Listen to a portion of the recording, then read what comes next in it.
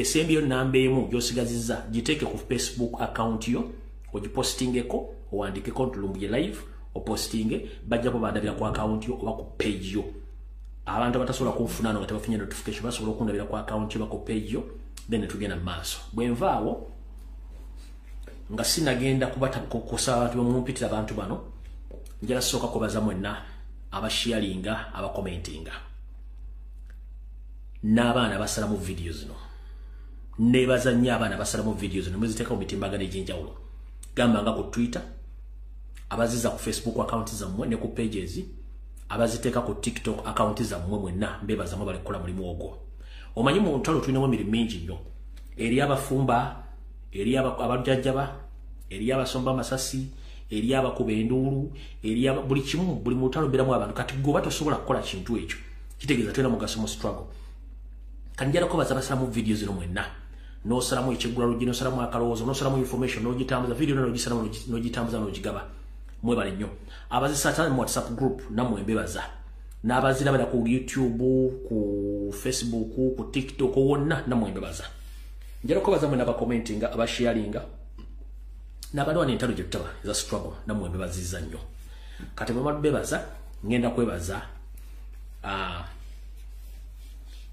mwenna bana Uganda abali mu diaspora nga gwe okyali focused omulamu wabwe bukyali ku nkyukakyuka newankubadde wafunamu enkenyera naye ng'ogina noga nti akanzire mu struggle nkwebaza nnyo osinga bangi nnyo abaali baswamye ng'empisi nga balinda ekiyise bo bajje batwale nekitajja nga bali bakisuubira kati ate batukasukira amayinja so nga ate kati be bali mu kulya mu ngalo z'omusajja mbaagala nnyo mwenna bali mu diaspora nga mukyalina omulamu ogwagala struggle njagala olwali mumpitira abantu bali wammanga nga sinatandika program njala mumpitire bame ba parliament bonna aba National Unity Platform bonna mbetala kono njala mumpitire Mathasi Mpuga Nsamba obere ku video eno njala mumpitire General David Muhoozi Minister wa Defense nkwetaga ku video eno njagala mumpitire omukulembeze wangu Mulondo Bakyagulanyi Sentamu ali mu ggwanga lya Bungereza essaawa zino mukama wangu boli mukachayi nja kwetaga mu dakika ntono nnyo nja kwetaaga omuntu yenna anaabaliranye okumpi wali Ssaabasajja Kabaka naye amuntegereze oba asala akatambika najja kamuweereza njagala mutagingire Minister wa Works omukulu General Katumba Amala nkwetaaga ku video eno ng'otuddeko bulungi nnyo n'ekitongole ekyo kyonna nja kwetaaga omukiise wa kira municipality omukulu Semuju Nganda wa FDC nkwetaaga ku video eno Semuju Nganda nkiddamu kwetaagako nja kwetaaga omukyala Nabbanja Prime Minister nkwetaaga ku video eno nja kwetaaga ko Yoseri Tibahabulwa lutabayisula mutabani wa Kale ekyezi nsiya temezede nsanga bisibe nanyini kabiyonje tabula lukwata senior nkwetaaga ku video eno nja kwetaaga ko ne mutabani wo Daily Drinking General Muhoozi Kanyirugaba mwetaaga ku video eno abereko bonambiro nga ne NABUJJI simufundize bwe mala basaba abantu abo nja kwetaaga okusaba muntagingira abantu bonna abali mu kira municipality omukulu Semuju Nganda gyawangalira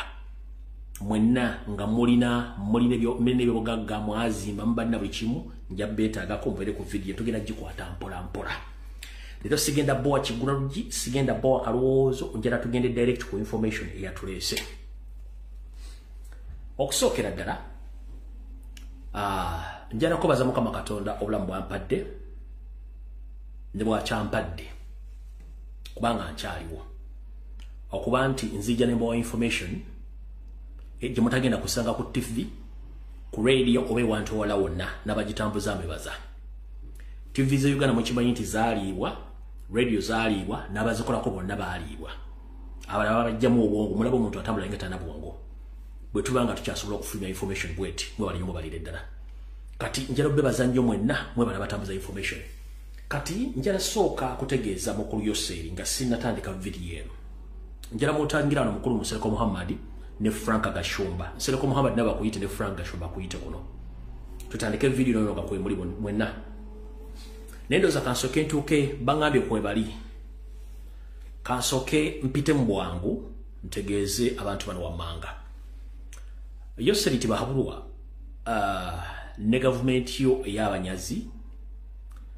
mulowooza nti nze ng'omuntu muyinza okuntiisatiisa emyaka Katonda gyampadde nali sigisuubira nti ngenda giweza. Ejja. Nali sisuubira nti Katonda gino emyaka gyampadde nsobola giweza. Kye kisookera ddala ekyokubiri. Nali sisuubira nti ensi eri mmanyanga bwendi. Ekyokusatu. Byenkola byonna mbikola kulira ggwanga lyange. Erwanira obuko ekuuka ejjembe. Ensonga z'okuntiisatiisa n'okusindika batamanya ngamba banzite kiti kigenda kukola ate sijja kusirika. Kati Yoseri njira kutegeeza buli kyokola kyonna mba nkiraba ate era kintuukako. Olwokutaano luwedde wakati w'essaawa 8 wasindika abasajja bo aba external security aba ESO okujja mu ggwanga lya Buturuuki okunnoonya nga muyina enteekateeka ey'okumpamba oba okumpa kanyokawulire. Abantu awo mwe bali naye nze nga bwe ndi enkola yange sitera nnyo kwogera bingi naye njala kumanya we bali deni bajja kutegeeza kubanga okimanyi bulungi nnyo nti naawe embeera yo si nnungi mu nkolagana wakati w'ensi naawe. Kati abasajja bo bayingidde bali mu kunoonya wawendi naye nkugamba n'abategedde bayingira olwakutaano saa zaali 8 naye nga ku ground bali connected ne Muhammad Nsereko bali connected ne Frank Gashumba.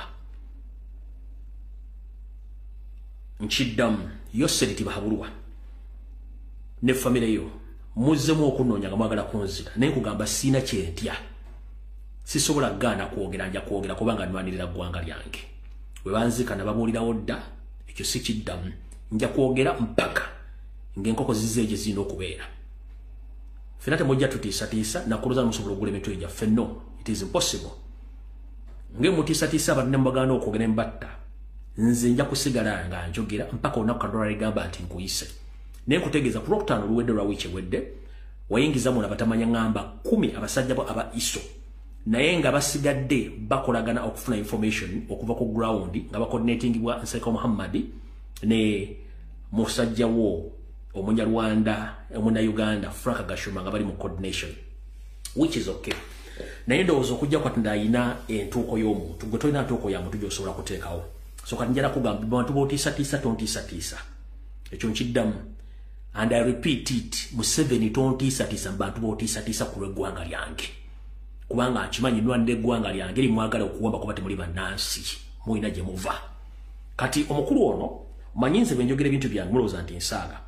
Omukulu ono Muhammad Nsereko yafulumya akatambi kano n'akatambuza nakati akyakatambuza we nagambira nti ensi okuterera waliwo abantu balina okuvaawo. Of course I stand with my statement. Nyimirira ne statement yange gye nakola era sigisazaamu. Eggwanga Uganda okukyuka eriyo abantu abalina okusooka okuvaawo olw'ensonga nti ebintu bimukola tebina kye biyamba ku ggwanga wadde oddikyusaako. Statement eyo nagikola era njiyimirirako. Akatambi kano yaddamu n'akakwata n'akatwistinga ng'ayagala kulaga abantu kati gwe Muhammad Nsereko. For information, ani MP nga wenyigidde mu kukwata ensimbi z'omumusolo oziwe abantu bemwa brainwashing batandika okuvuma buvumi abantu nga tebalina nsonga gye babulira abantu lwaki gavumenti kweri lwaki bawamba abantu tolina nsonga gy'osobola kugamba abantu. Ng'okusindika abantu bano banzite secret ngoza sijja kutegeera nze nenjogera nti olina okufa gwe nekikuluma nnyo naye ng'ate gw'olina amateeka gw'olina emmondo. That means nti Mukama y'amanyi oyinza okunsooka oba nze nnyinza okusooka naye kano akatambi kanziremu nkazannye okusinziira ku mbeera bannayuganda gye bayitamu n'ebizibu ebigenda mu maaso abantu bye bayitamu. Statement yange eno nagikola ate eribeerayo kanjiddemu ngikuzannyire kubanga neno mission yabazze 10 ku Lwokutaano oludde walimu giwulira bulungi nnyo. Basebo ne banyabo muwulirize ebigambo bino kyekindeese. Muwulirize ebigambo bino abamu ku basajja bye baayogera nga boogera ku ffe be bannaffe be bayita ba political activists. Ulira. I want you to listen to those words carefully. Buli ali kuno. I want these words to be played so that every one of you gets the chance.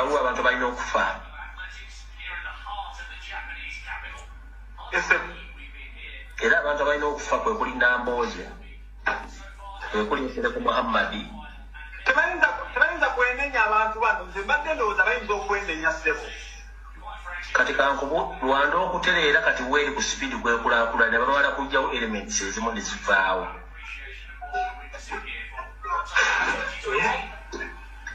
We have 45 million of people of Ugandans right now, but they are suffering because of the cocoon of individuals. No, kitegedde. Gwe ojja n'okola enkwe okutemula abantu separate ng'oza tetumanyi. Gwe bwe tukwogerako n'olira nti otidde nnyo ate guli mu gavumenti otyaki. Statement najogera ate ndigiddamu.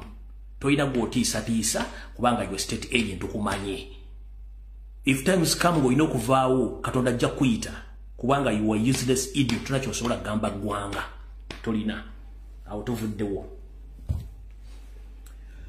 Kati njala kubaza Mukama Katonda engalabi gye yampa gye nsobozesezza okukozesa okusoma ebyafaayo ebiriwo n'ebinaabaawo n'ebigenda okuddirira. Mbadde ngoberera enkola y'okuwamba n'okutta bannayuganda okuva ebbanga ddene nga nkozesa obwongo bwange n'okunoonyereza kwange buli kimu. Mbawadde information ennungi nnyo. Ebbanga lino nabadde ngoberera ekintu kino kyonna gye kitambula naye olwaliro kikobekerezoddwa bulungi nnyo nga mukitegedde bulungi nnyo sigenda kibaddiramu okujja kukibazanyira nga bwe kiri. Kansube nti Minister of Defense mukulu David Muhoozi otuuse. Wano wetugenda okutandikira mpola nabage tugenda kukwata video eno mpola. Ono ye Mukama mmwe Yoseri. Lindako.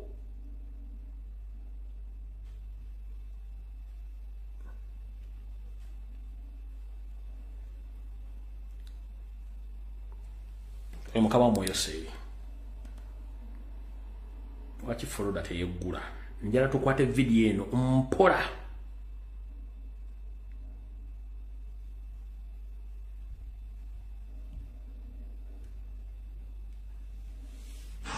It will not do for you to be a DA in a district and people are murdered and you don't arrest the murderers. It will not do for you to be a district police commander and people are being killed in your district and you don't know who has killed them. This will simply not do, will not work. I will not accept it. I will not preside over a country where a Ugandan is killed and the authorities do not know who has killed him. Bigambo bya Mukama mmwe Yoseri tibahabulwa kuno kuoli otuddaawo. Awo tuvuddewo. Kansoke ntubavire ku ntono. Video etandise. Era ntandise bwenti. Yoseri mwaba mulabye leero. Ffe byafaayo tubisomeko tubimanyi. Okutta takutandise leero. Kubanga ye alina kutta okubeerawo. Alina kuwamba kubeerawo. Ngenda baleetera bwino mugenda kutya. Njala soka bategeeza. Nti nabasaba akatambi wano Idi Amin ngayogera ku Museveni. Temwakaleta kababula kuba tekaliiwo. Naye kati Yoseri azatta abantu nga yeebuzaabuza n'obujulizi bukwokebwa. Kati mukulu David Bahati, mukulu David Muhoozi ne banno muzze ne mukola report jenzize nga nkwata almost for good month nga njikwata wenjikwatidde n'enjifunza n'enzija ne exposing.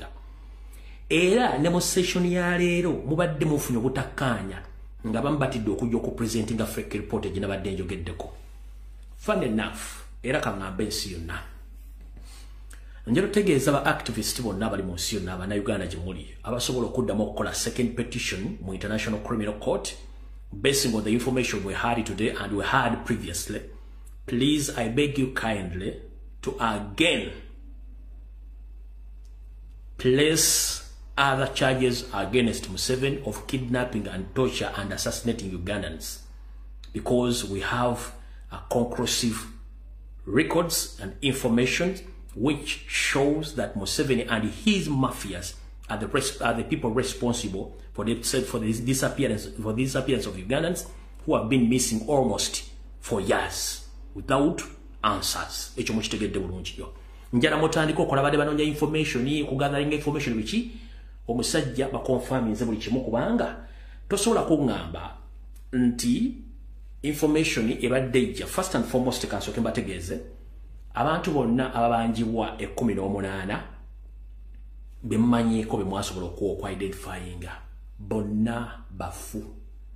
Nkiddamu Mr. President, whenever you are, war in Bungereza Sawaz, njala kukka kutema namwanduka yatema omusika n'abooluganda. Abantu 18 bonna betunoonya bonna babatta tebaliyo. Nchiddamu bannayuganda bonna gye muli mu nsi yonna abantu 18 betubadde tubanja bonna battibwa tebaliyo.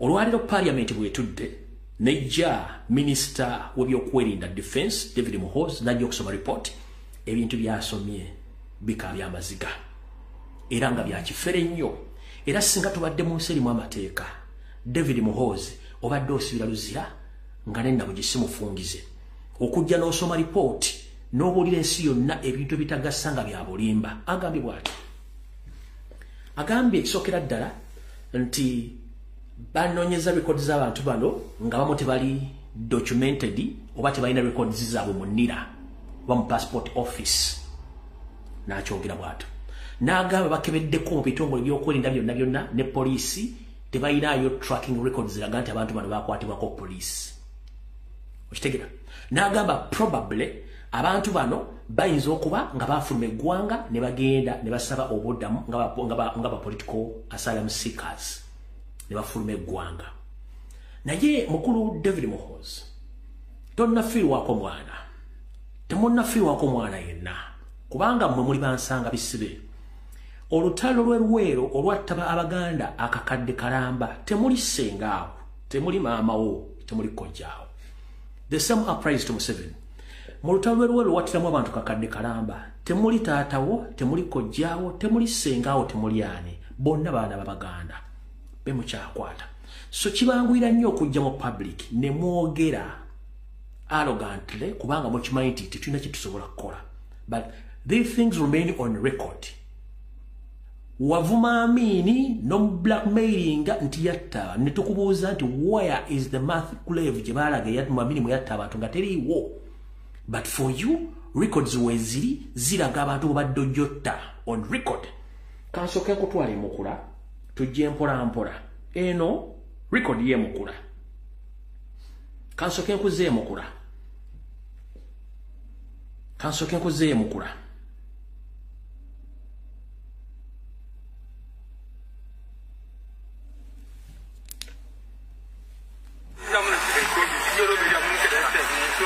On that day, National Resistance Army soldiers rounded up more than 200 people in Mukura in Ngora district in Teso sub-region and locked them in a train wagon before setting it on fire. 69 people died due to suffocation while 196 survived. They were suspected to be collaborators of the rebel movement that was fighting the NRM government. The 69 victims were buried in a mass grave in Mukura Town Council. So Yoseri Tibahurwa ne baganda babaja Rwanda. Waliyo entana ey'ekirindi yamini giyaleka oba jiji walaga nti yattawa tewaliwo mukula masaka report tefulumanga era terabikangako walowooza ekyo ogenze nakyo n'ebirala bingi awo tuvuddewo bwe muzze okusoma report yammwe musomye report eyo nze kansoke manyi mbaga video tugikwata mpola mpola ono ekibalamanga bamulanga nti abuze myaka gyolekera okuwera ebiri ng'emboozi ya John Bosco Kibalama ensejja egibikirako ettaka. Kibalama yawambibwa nga 3 June 2019 nga waakayita ebbanga ttono ng'alangiridde nti waakwesimbawo ku kifo ky'omubaka wa Busiro North. Bwe twasembayo eyo sigenda kulwayo kuba bwedde tulina butono oyo Kibalama neno video jeri mu record nga basoma amanya g'abantu abaabula. Oli eno abantu 18 okuli Moses Mbabazi, Dennis Zimula, Shafik Wangolo, Martin Lukwago, Peter Chiria, John Damulira, Michael Semuddu, Muhammad Kanatta, John Bosco Kibalama, Vincent Nalumoso, Yuda Sempijja, Musisi Mbowa, Mustafa Luwemba, Hassan Mubiru, Isma Sessazi, Godfrey Chisembo, Godfrey Kasumba, Joseph Baguma, akakiiko k'eddembe ly'obuntu bekakakasa nti tebamanyiddwako mayitire okuva lwe baabuzibwawo. tebamanyikiddwako mayitire okuva lwe bwabuzibwawo. Kyokka third in command oba fourth in command prime minister najja n'akakasa bw'ati. But we are fortunate that Kibarama was pressed. He was arrested recently in October in a place called Kakiri, and he's one of those that is claimed to have killed police officers in Chiboga, Wakiso, and other places.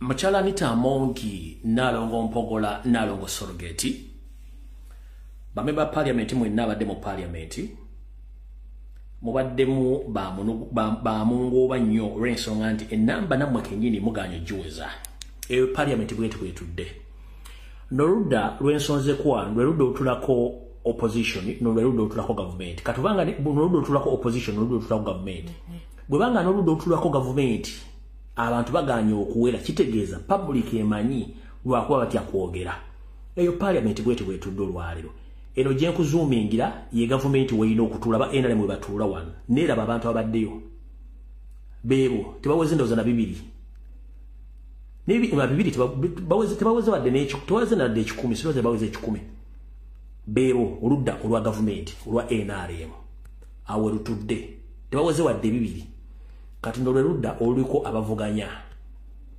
babo parliament bwetwe badde lwaleero ndoza kanje kufundiza mbulungi ogiraba kitegeeza nti public emanyi lwakuba nti balina ekintu kye tuyita fiya balina akatengo kati fa batalina akatengo tugenda kwogera ebintu bino tubyogere bulungi nnyo. Mukulu David Muhozi oze noyogera ebigambo bino wammanga njala public ewulira bulungi nnyo ndyokenda okuviira ku ntono oyogedde bwoti. It has also been established that there is a well-orchestrated smear campaign of aiding people who seek to go abroad in search of livelihood opportunities to claim political persecution and/or persecution for belonging to sexual minorities. These false and mendacious claims against government are unfortunately sometimes believed by those in the host countries who are gullible to take these claims as true. Ekisokera ddala omwami ono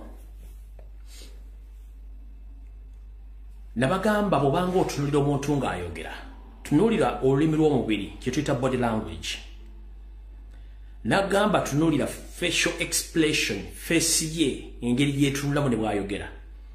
A full defense minister obyokwerinda jjudde tasobola kuddira maaso ge gano n'agatunuza mu kamera wadde okugatunuliza abantu bayasomera alipoota kitegeeza abadde alimba n'ebigambo byayogera byonna bifumbirire. Ekisookera ddala kangizire mu nkazanye nkaviire ku ntono mukategeere bulungi byayogedde.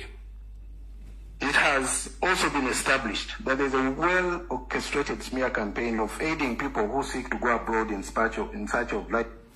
Agambye waliwo enteekateeka namutayiika ekolebwa n'akagenderere eri abo abaagala okufuluma eggwanga okutambuza wolokoso oba ebigambo ebisiiga ettoomi ku gavumenti ya Yoseri nga bwe bawamba n'okutta abantu era bafuna omukisa ogufuluma bagenda ne basabasayiramu ku nsi ezo ezigenda obbakiriza okuyingiramu oyo mu statement gye gyasomebwa atyo tugenda mpola ulira legal opportunities to claim political persecution and/or persecution for belonging to sexual minorities.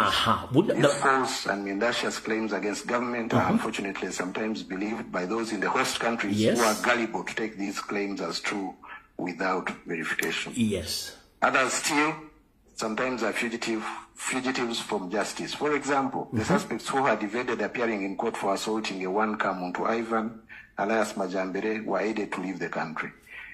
These are Unzima Godfrey, alias Tower, and Shikomeko, alias Yekolera, alias Itongwa, who are so...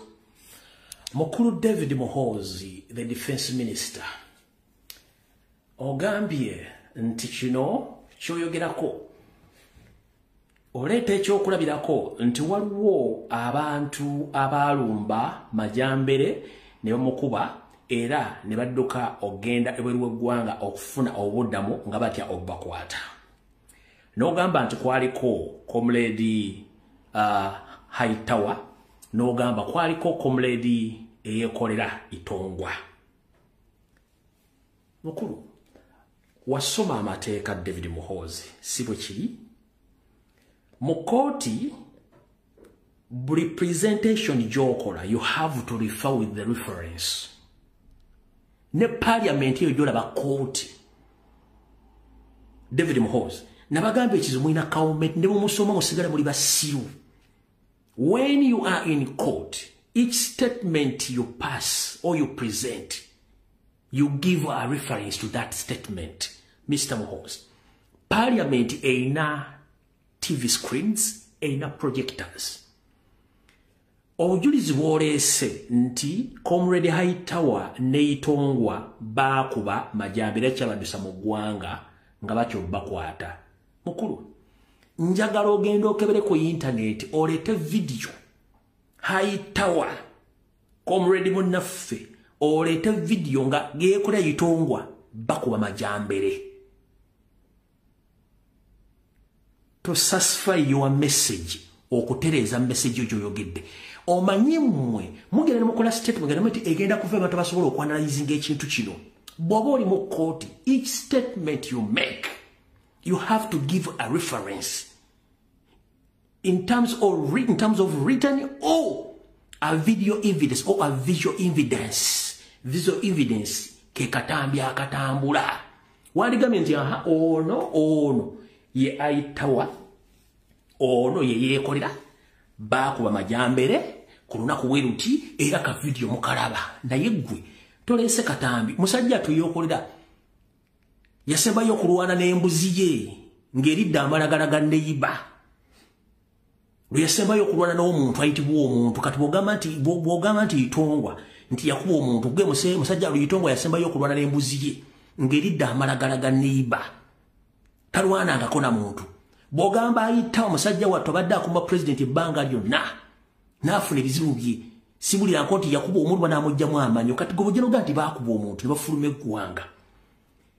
Mu statement gye tubanja abaana abawambibwa ne battibwa, mwalimu statement eraga nti mulimu abantu abaakuba majambere oba twali tuwamba oba tubanja abantu abaakubwa oba abaakuba. Twagala abantu abawambibwa amanya ge tumentioninze era agali mu nsonga zibawa mu parliament. Under the influence of cow mentality, that's why you come out with such statement eziri concocted eziri enfu. Eyekolera gwolaba tasobola kuba yasembayo okulwana n'embuzi engiridde amalagagalaga neiba. Oli Hightower gwogerako tasobola kuba talina dobuddo bulukatuga nti later visual evidence eraga nti baakuba omuntu etaliivo. Tugenda mpola statement tugenda gikwata mpola. Majambere and were due for prosecution when they fled. When they fled. Ako kambazanyira akokubiri. Tugenda mpola. Nabagambye owengalabye entono ng'olina lamutono video eno soko gyesonyiwe. Kaka n'akalala. Hassan, Baguma Joseph, Alliance Semuju Joseph, and Zimura Dennis, Alliance Boy, were all never reported to the police. But the speaker and members, it is the law and official practice that for one to be declared a missing person, the missing person's report must be filed. This can only be with the police, which wasn't done and which is still being resisted by the people approached. We are set testimony by the next of kin. Osomye amanya gabaddaana mu statement gy'okoze. Amanya g'osomye tegali mu document gye presentinga mu Uganda Human Rights Commission. Those your contented names zotaddemu. Agamanya tegabeerako mu report y'abantu 18 betubanja gammwe nga ba state mafias.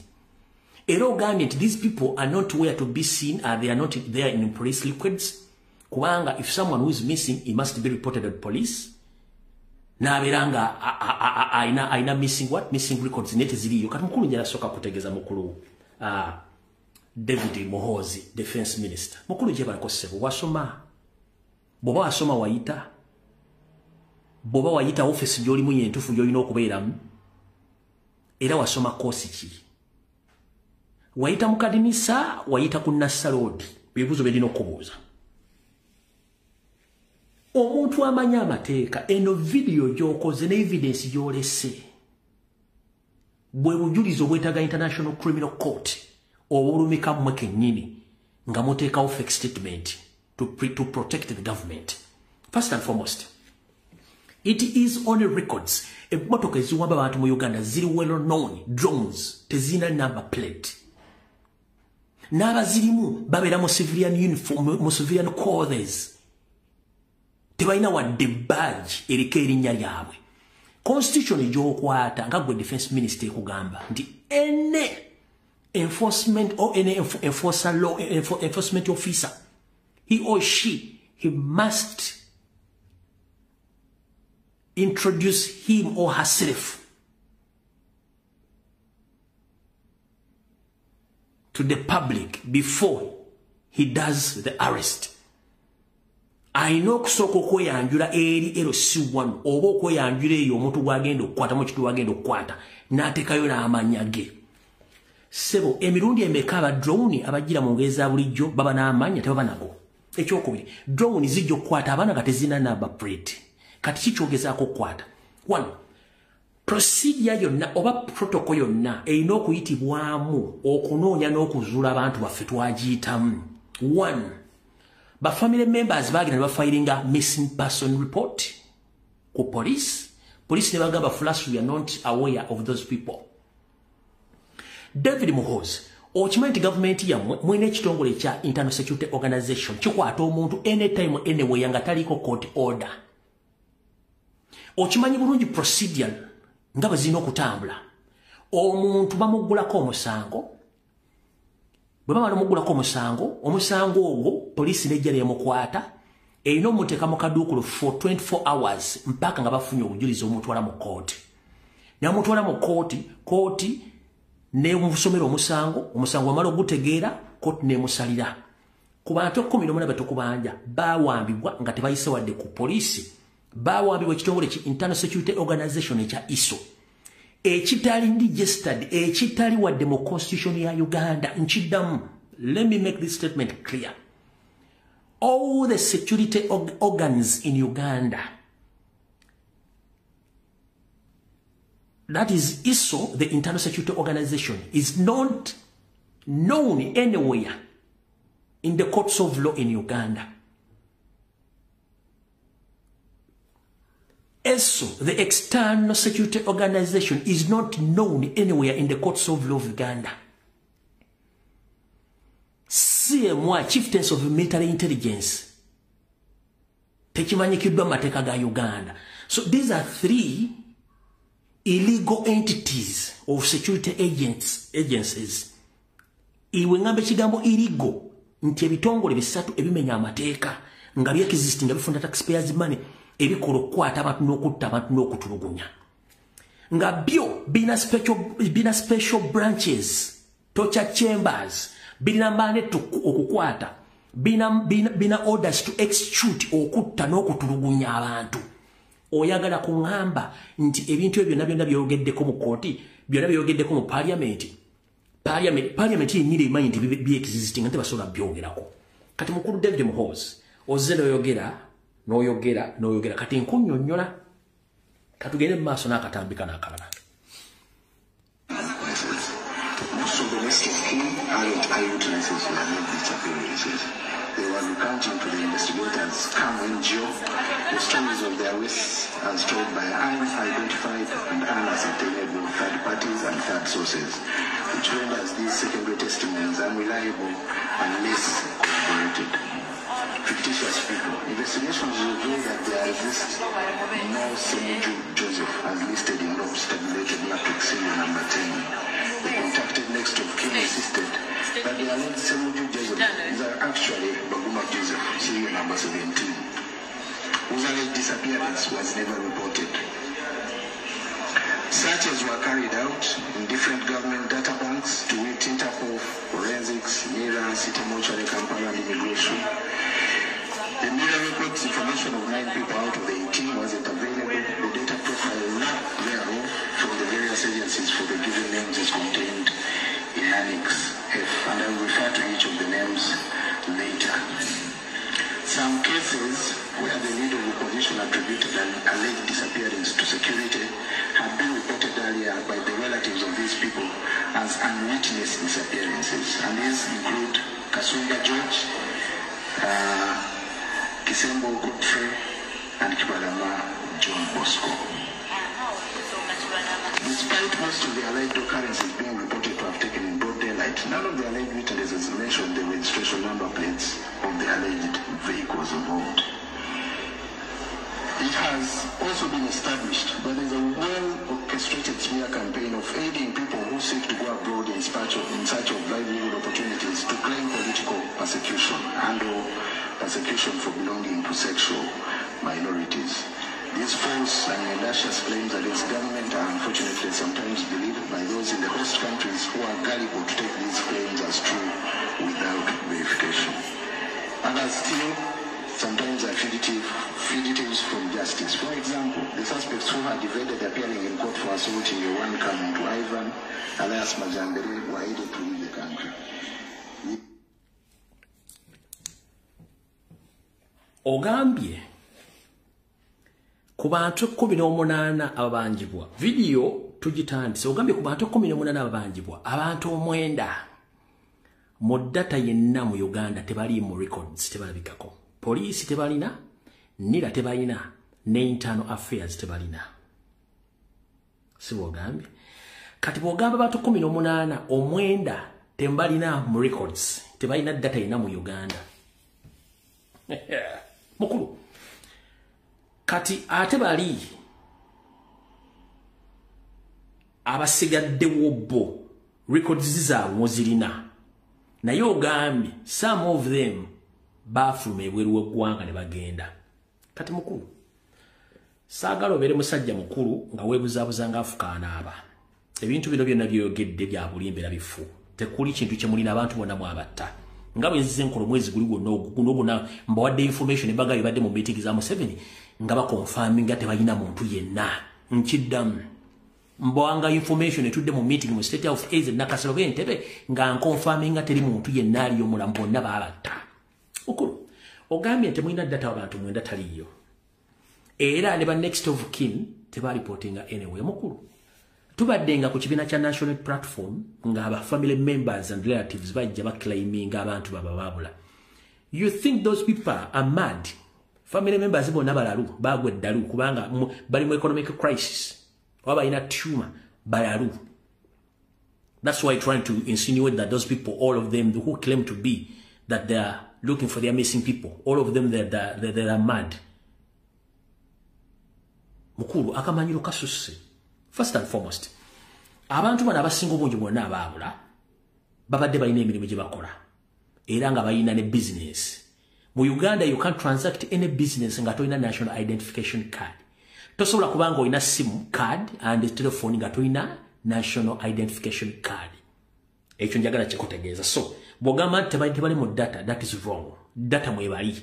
Era okusustaining obulamu bwabwe badde balina national identification cards badde bakozesa business zaabwe zebakozesa okugulawo essimu, okugulawo akawunti na buli kimu. Kati mukulu mujja ne mukola ebintu bino ne mwerabira nti ffe tusobola okuanalyzinga ebintu bino. First and foremost, mukulu ogambye nti abantu bano bafuluma ne bagenda okusaba asylum era bayinza okuba nga bafuluma. Mukulu under Minister of Internal Affairs doza mamugwa ne migration, if I'm not mistaken, buli boda ya Uganda yonna waliwo records eziraga abantu abafuluma Uganda n'abayingira.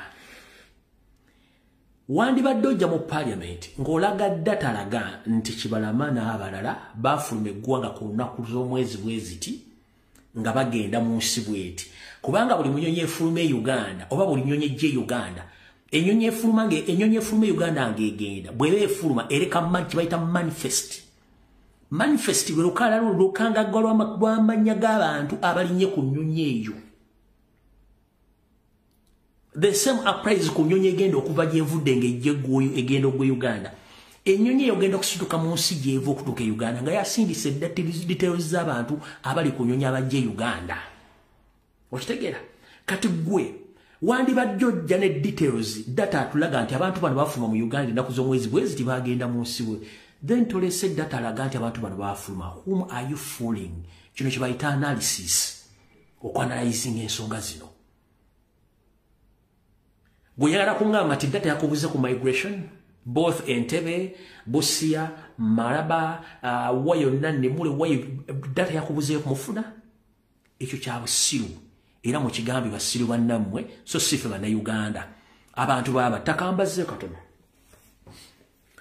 Omwezi guno gwonna mbabadde bukiika ng'omwana natta nnyina.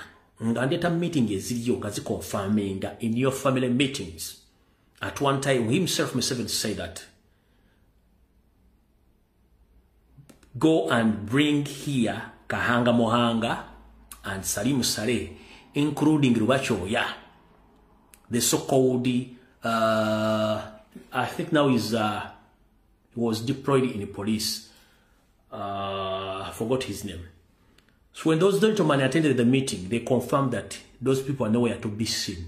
Era meeting yali egenda kuva muno okuba ku MP. Nga ba confirming muzeya bati tumanyi we tubali. Kandiko ya confirming tetumanyi bantu bano gye bali bati bantu battibwa. They confirmed. So I'm here to confirm to the public that the report which was presented by the defense minister in Uganda, that is David Mohoz, that is a fake report.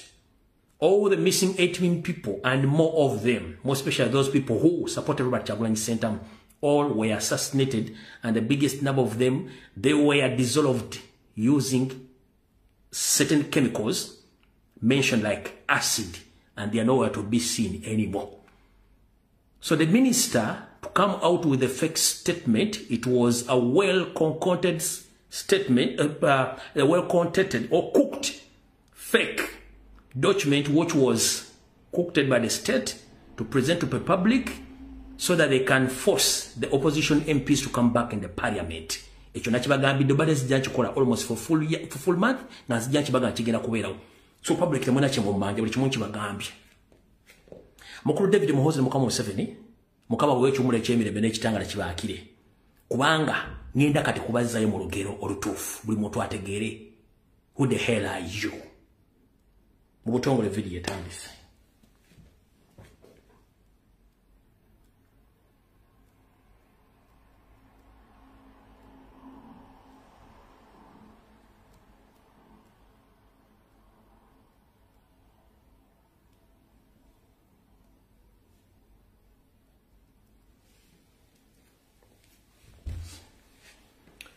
Abantu bangi mu Uganda bazze battibwa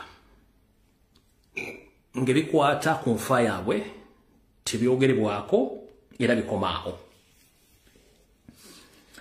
Tutandikidde ddala Museveni we yajjira mu kibiina ekya Fronasa batta abantu bangi ne report zaabula. Najja n'akola ekibiina kya NRA ne batta abantu baabula report zaabula. Paka ne bafula National Resistance Movement bakyatta. Tunajjukira, it's on record that Museveni, with the help of some neighboring countries, they blackmailed the late Idi Amin Dada, that he was the man who was behind of assassinating innocent Ugandans, but it was Museveni himself. Kandi bavire kontono. Museveni ng'okyakozesa Fronasa era nga mukyali mu gavumenti okuva mu 1996 muzze mutta abantu whereby nti omuntu asooka gwe wasookera ddala okutta weetaba mu lukwe olutta omugenzi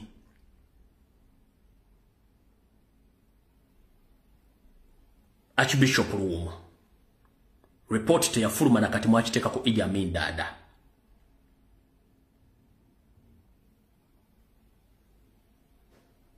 Before Archbishop Luumu weetaba mu kutta oba weetaba mu kucunya n'okusanya Obuganda bwe mwalumba olumiri lw'Emmengo ekyaviirako Ssekabaka Frederick Luwagula Muteesa okudduka mu Uganda n'agenda e Bungereza era gye mwamulumba nga mukozesa abantu bamwe abaaka bano abiyita Abaganda ne muwere buto n'afa ne musanya ono olubiri. Wali mu lukwe olwatta omugenzi Michael Kawalya Kagwa gwe kenyini Museveni. Wali mu lukwe olwajjawo Archbishop Jonan Lumu era report ezifulumanga. Wali mu lukwe olwajjawo omugenzi yali Prime Minister wa Uganda ya Prime Minister Ben Chwanuka ne report katefulumanga. Tugenze mu lutalo lwatandika myaka gye 8 watta akakadde k'Abaganda eruweero n'amagumba kati mbaguza Bachina bagakolemu ensaano yemwagala okutulambye mwagala tumanyi. Wali mu lukwe olwatta omugenzi Dr. Andrew Tankome Kayiira report tefulumanga.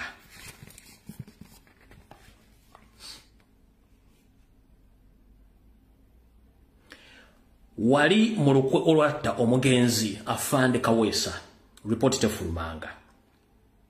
Wali mu lukwe olwatta Afande Kirumira report tefulumanga. Wali mu lukwe olwatta Dr. Kizito Lwanga nakata report tefulumanga. Wali mu lukwe olwatta Archbishop Jona Lwanga wa Orthodox report tefulumanga. Achali omupya ngayinzira kwata natuka wadunda namugereka Dr. Agre Chiyinji report nayo tenafuluma era tejja kufuluma.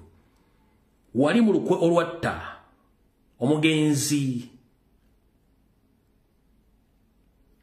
Major General Chigundu alipota tefulumanga. Wali mu lukwe olutta General Alonda Nyakairima report tefulumanga. Wali mu lukwe olwatta General Kasirye Gwanga Waswa report tefulumanga ne Montana taliyo mwateka mugogo.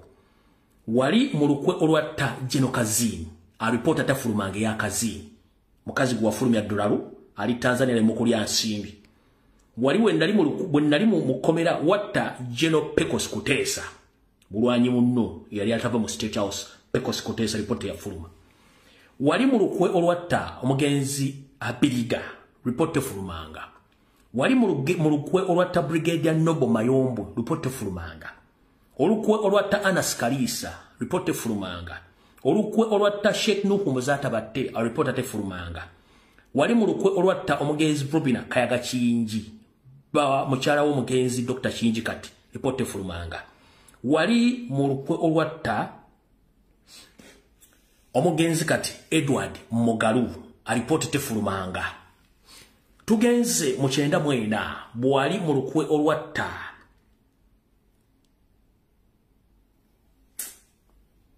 abantu abawira akakadde mu ggwanga erya Rwanda report tefulumanga.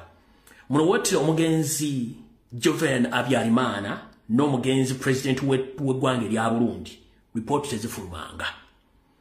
Wali mu lukwe olwatta omugenzi Maka Bugembe Kasiwukira report tefulumanga. Wali mu lukwe olwatta omugenzi Joan Kagezi report tefulumanga. Wali mu lukwe olwatta Susan Magara report tefulumanga. Wali mu lukwe olwatta omugenzi Serena Nabanda MP report tefulumanga nenyina mwamutiisa. Wali mu lukwe olwatta omugenzi Jakana Nadduli report tefulumanga. Weke nyini n'abasajja bo mwatta omugenzi Zebra Mando novaino confirming anti bantu we bamutta na report tefulumanga. Eyasembayo yali mukozi wo mfana finga abogirira omugenzi Isma Olaxes alla kuumuze mirembe ne byakusobako alipota y'omugenzi Isma Olaxes tefulumanga. So gwosuwidde nti ojja kuleta report ku Kibalama n'abantu abalala it is impossible. N'abala bangi besoogedde bangi nnyo besoogedde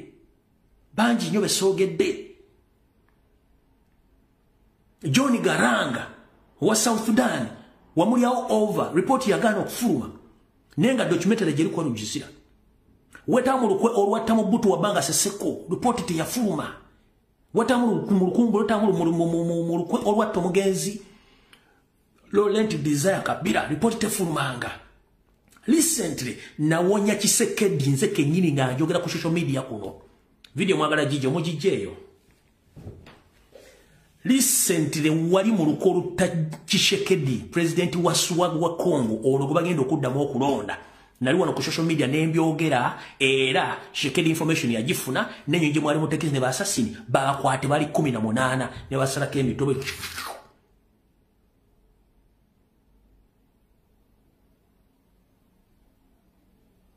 tulina abaana abafudde barita nabo Kenya report yabula tulina n'abaana abalabe mu linnyo bulinnya ne mbatta report zaabula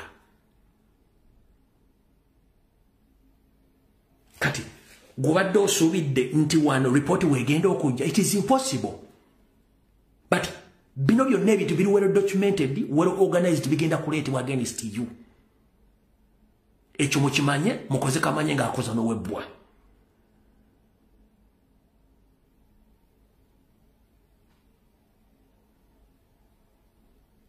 as the reports indicates you that you were among the people who promoted the assassination of Ray Pombe Magufuli of Tanzania.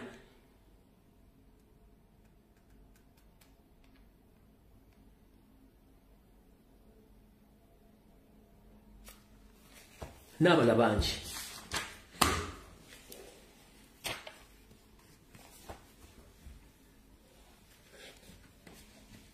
Cut. Muba nabya bufuzi nabali ku social media ndamukyakubira Museveni engalo nga ne minister ze nalemwa okuwa report y'abantu abattibwa ne batandika tubuzaabuza njagala statement olwaleero ba member parliament aba national platform kyemugenda okuzzaako kubanga mission yamwe twagitegedde ewedde era ndoza next week on Tuesday oba n'enkya muyinza okudda mu parliament but what is next? We have all the evidence. Temwena kyemugenda gamba tulina evidence eri clear esobola okutwala Museveni mu International Criminal Court buli kimu. National platform erimba lawyers. Petition the International Criminal Court, records weziri, Prime Minister confirming, tubalira twabakwata. What else do you need?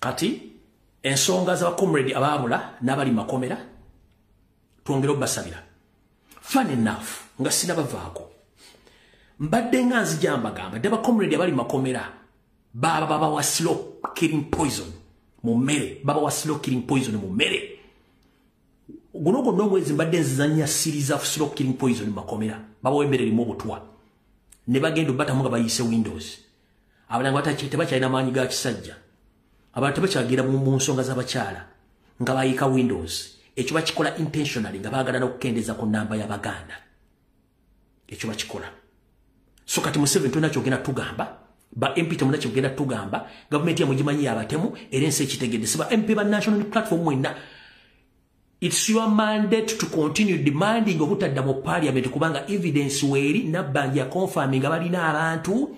This case is agenda mu East African Court, but East African Court again International Criminal Court. But comrades mwena bali ku international bali mu diaspora. You have a case to report. No bujulizi we bulite bwetaga kunoonya mbwa ateji. Minister yennyini azene yewa amanda mu mbugo. Mbawadde analysis ku bikiri ayogedde na bikiri atalina kwogera n'amala ne yekuba golo. Kubanga n'emmotoka ezikwata abantu baffe tuzimanyi bulungi nnyo emmotoka za state. Ngana bakwata abantu bamanyi. Kati Yoseri tebabulwa n'akabinja kamwaka ababbi. Olwaliro ovuddeyo n'ogamba nti otongozza kampuni bagibayita Micro Health Scientific MS ekizimbe kino mukira bulungi nnyo. Mugenda kukwata ababbi wano. Mukira bulungi nnyo akitongozezza MHS. Mukira bulujana mwetegereze features z'ekizimbe kino kyonna. Mukira bulungi nnyo features z'ekizimbe ekyo nakira mukira bulungi nnyo ng'akitongoza. Huyo mukikofira ki atongoze ekizimbe mwetegereze ekizimbe ekyo bulungi nnyo. Mukyetegereze bulungi nnyo ekizimbe ekyo. Akitongoza olwaleero. Katirinda ekizimbe kye kimu kyatongozebwa omwaka oguwedde nga bakiyita vaccine.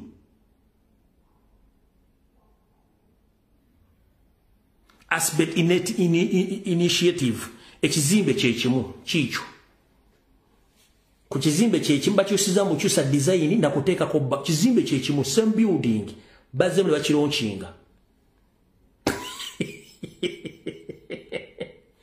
same building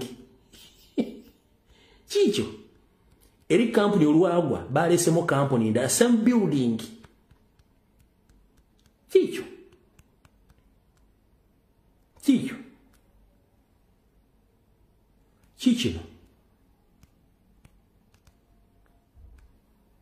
kikyo kikyo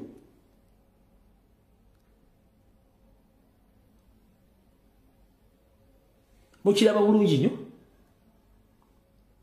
n'omuti gugwo tebagusalangawo n'ogwo gwo tebagusalangawo n'ekizimbe kikyo kyonna naye bakitongoza bazemu kitongoza buto abasajja babbi bana basajja babbi awo tetugenda kulwawo. At one time mbajjukiza ebigambo bino muzimu ku meeting za Yoseri nga bali mu family meeting bagamba nti okulemererwa boonoona tebasobola kuleka nga ba investize mu Kampala baleke ebizimbe nga biyimiridde. Okulemererwa kola ki boonoona.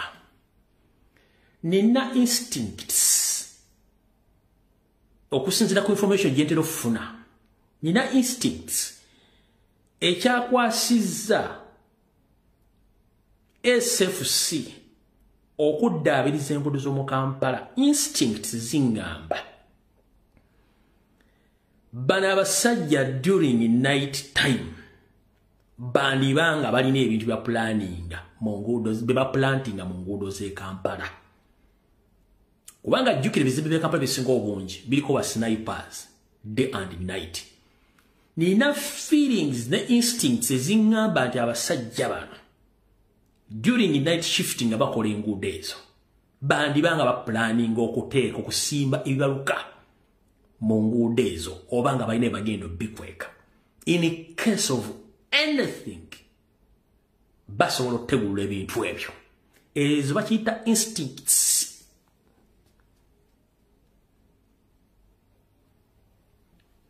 Ezo bazita nkugambye either take what I'm saying kuba kino kyange nganza omuntu okusinzira ku information gye mbafuna mu bo munda.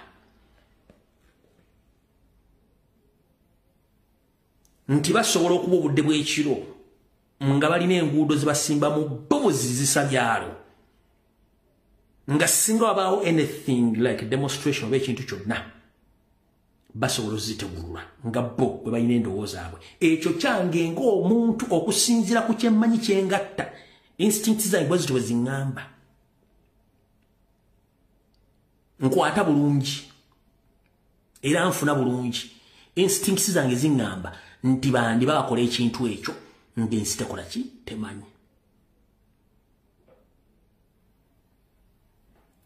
Nakugambye omuntu waramu entondo va ku video eno ojja kuddedda ojja kulaziriza ababwemuzi eno si ababwemuzi eno ya bwongo ya mutwe.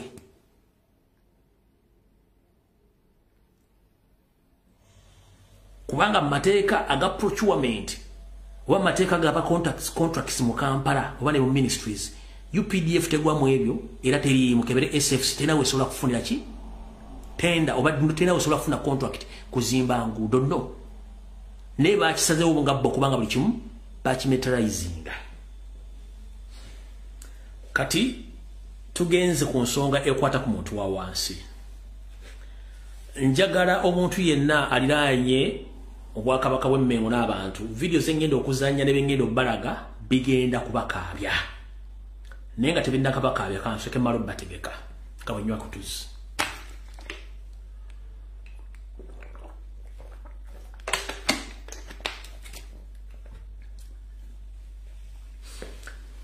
Consultant Minister of Works mukulu Jero Katumba amala otuuse. Kandi bavire ku ntono. Mujjukira omugenzi Uganda Railways Corporation eyafa n'okuziika ne kuggwa. Nga n'ensimbi ssetteeserezo w'eggwanga zeeyisa okuddamu okuzuukusa omugenzi ono mu mochale gye yali zaaweebwayo ne zibbibwa. Era gavumenti y'emu n'egendako e China okwewola ssente ezisobola okuzuukusa omugenzi Uganda Railways era ssente bazirya. Ne mu nsi ezagezaako okuzuukusa abagenzi baazo omuli Tanzania, Kenya, bo abagenzi babazuukusa era babakola ne babatuusa gye babatuusa. Ffe omugenzi waffe yafa n'ekigendererwa eky'okumuttira ddala. Abasajja bano abaaka bano ababbi bosobola okutega empitambi oba ebyayi ne babiteeka mu kaveera. Munnange bakozesezza omukisa guno ogw'ebitongole ebirina amataka oba ebitongole ebyafa okutwala amataka gano gassaako abasajja baabwe. Nja tutegeeza bannayuganda mwenna nti mwina kye mutamanyi naye ng'ate kibalya mpola.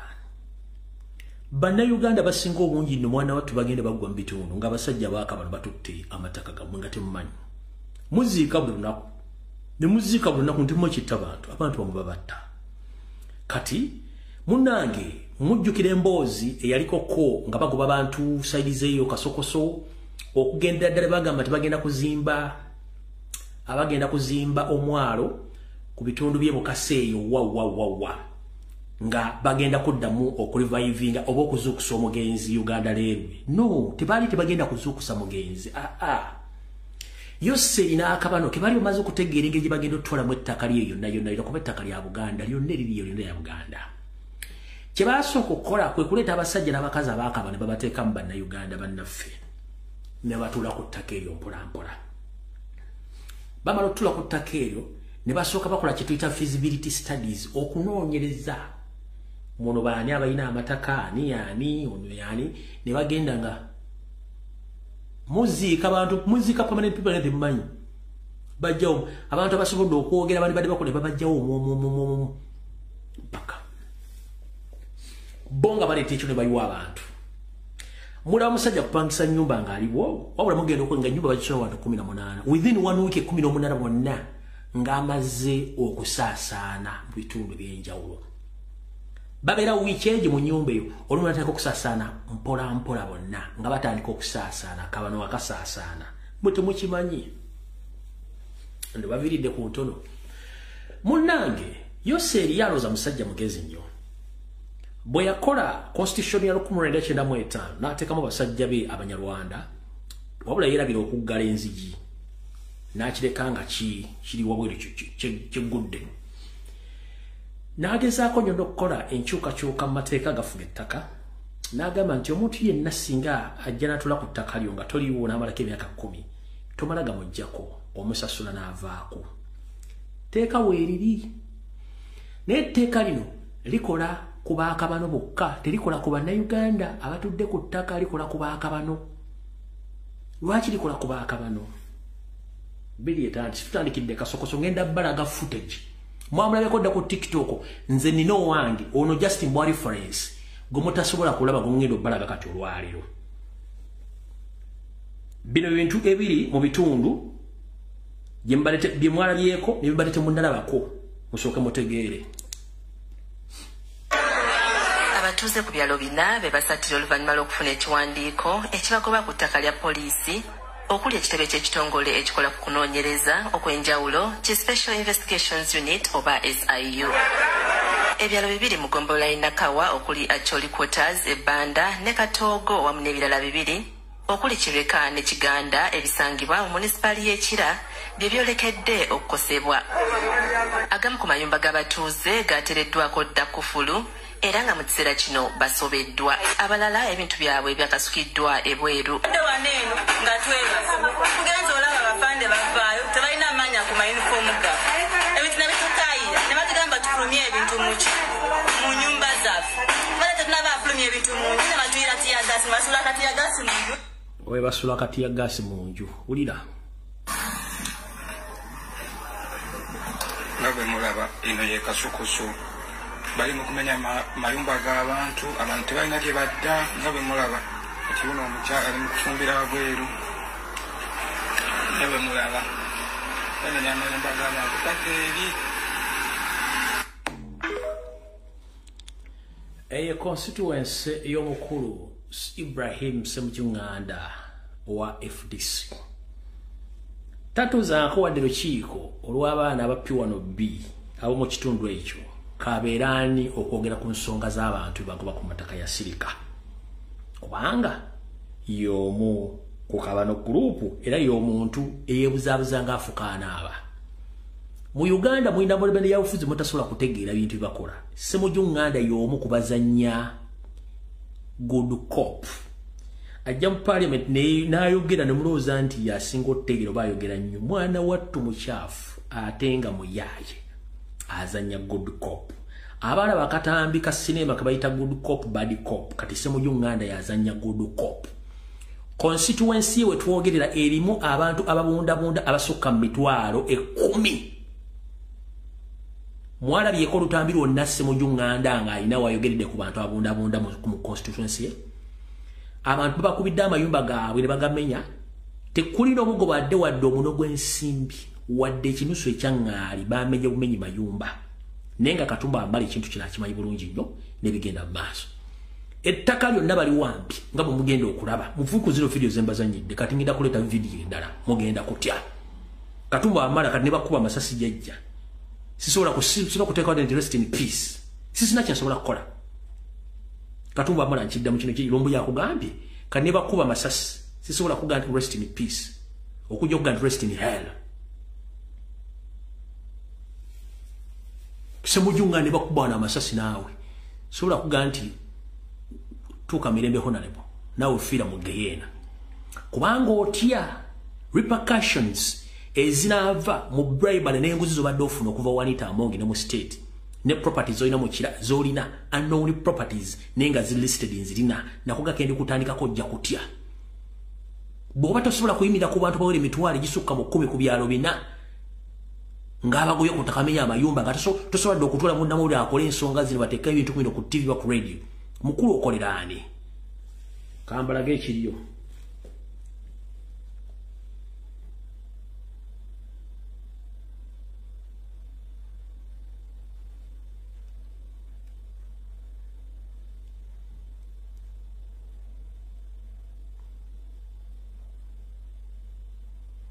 Nebifonga sina gende eyo. Kansokenza nyeka video kano ngambalaga ekiri mu Uganda nge mukiraba. N'ekiri mu nsi yaabo bana bakabano gye bava gye babbesere zive mu Uganda kubanga Uganda bagifudde ennimiro gye bajja ssente ne batwala ewaabwe Rwanda kati wulira bulungi nnyo. Wulira ka video kano kankazanye mukale bulungi nnyo. Ene Rwanda. Rwanda.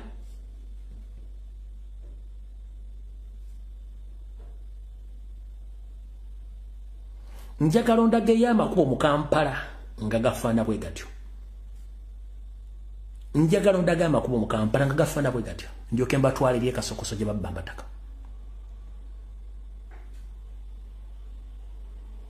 Ndaga just.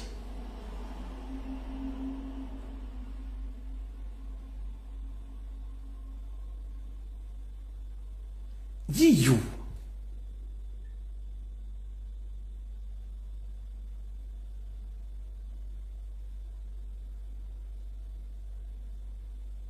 Eyo si Europe, eyo si Asia, si Canada, si America, eyo Rwanda. Nchiddamu, eyo si Europe, si Canada, si America, si Asia, eyo Rwanda.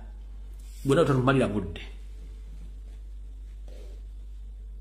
Kati tutandise ne video gye mbagambye okutandika ne information lwakuba simanyi lwaki folder yange wano yekyanga ani aloga essimu eno gwe toyala information abantu bagirabe.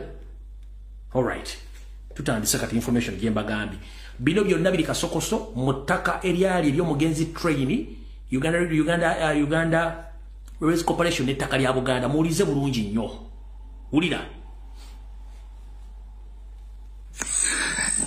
Akoko nakatimba yonna teka lya Kabaka ery'Ebukasa ssentebe Kaddu lyatunda yonna babwamba yonna gw'omwalo gwonna ogwo gwonna gw'omulaba ettaka lyonna n'abatuuze bonna bonna bawamba dda.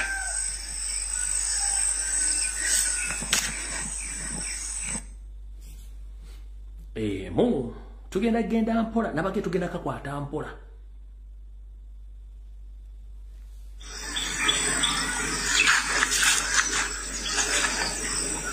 Ako konna koolaba katimba eryo nattaka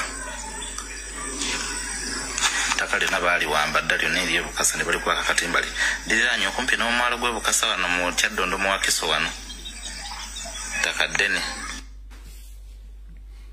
Tugenda mpola abola baba bagenda bonna bantu bagenda meeting yakuwamba ttaka egenda okulibwa chairman ne ssentebe Kaddu n'abaminisita ba Museveni abagenda okujja mu katimba eyo munda eyo mu kitundu ky'ekifumbira kino kye bayita kitundu ky'ekifumbira eyo nayo n'ettaka lyonna baalitwala dda ttaka ddene nnyo kumpi eno yonna waliyo forest waliyo kalitunsi na buli kimu abantu baali balimirayo edda naye kati ttaka gavumenti yali eddiza ne bamafiya ba Museveni abantu ba Museveni. Tugenda genda mpola baayagala okukola ekisaakaate kino nga ettaka lino baagala kulitwala okuva mu bitundu by'eno Bukasa kugendera ddala mu bitundu by'e Namanve ng'oyise ku mwalo gw'eno e Bukasa n'ogenda egundi yonna mu kito okwate Kasokoso Kireka bweyogerera Kirinnya naye nga okusingira ddala ettaka lyonna eriyunga ku mwalo dozo osobola okukirabaawo. Tukagenda mpola n'ekirala abantu abasinga babadde bakolerako kuno emirimu gyabwe nga bakuba bulooka nga balimirako nga bwasobola okulaba gyemisiri gyonna naye abasinga kati emirimu gyabwe gyonna gyafa kubanga munange ekifo kyonna bakyagala bagenda kitwala. Tukagenda mpola mumwebake eyo nayo bawamba eno kugendera ddala eri yonna ewansi yonna.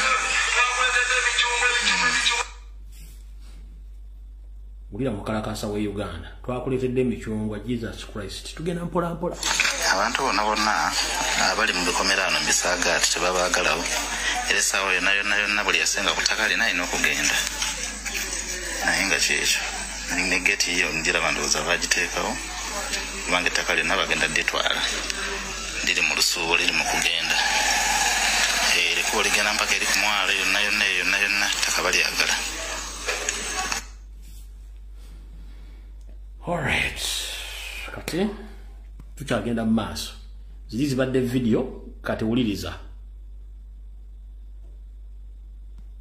Kati ekitundu ky'ekifumbiro ekyakiyisa kifumbira ekyo kyowulidde nga boogera mu voice note kyekitundu ekyawambibwa Abanyarwanda n'abasajja abafumbira n'abakazi bwe baba bajja mu kampu gye baba bajja bwe bajja ne Bukasa eno mu ttaka ly'e Bukasa lyonna Kirinnya Masozi ne bawamba ekitundu kati ekitundu kwe kukiyita kifumbira. Ensonga lwaki omuntu abadde alanga ku kizindala abadde agamba musinkane mu kitundu ky'ekifumbira oba mu kitundu ky'ekifumbira yewasenga Abanyarwanda bwe bamala okuwamba ettaka ne bayisawo ddiiru Minister of Works ng'ekulemberwa Katumba Amala n'abasajja abagirimu bamafiya Abanyarwanda ne basasula Abanyarwanda ne babalira ne bagenda n'abasajja n'abakazi Abannayuganda abalimu abatonotono abafumbira nabo ne bagenda.